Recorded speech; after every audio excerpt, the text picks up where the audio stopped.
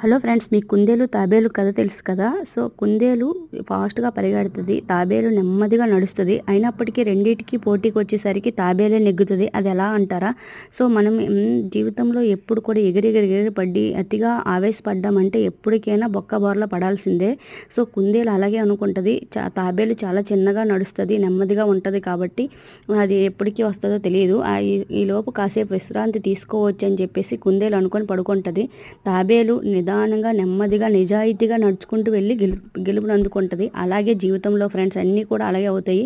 ఎప్పుడు కూడా ఎంత ఎగిరెగిరి పడతామో అంతే కింద పడతాం అనమాట బొక్క బోర్ల. సో ఇదొక్కటి తెలుసుకోండి.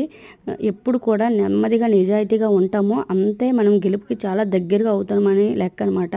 ఎగిరెగిరి పడిన కుందేలు కూర అయిపోద్ది. నెమ్మదిగా నిజాయితీగా ఉన్న తాబేలు గుడిలో దేవుడిగా కొలుస్తాము.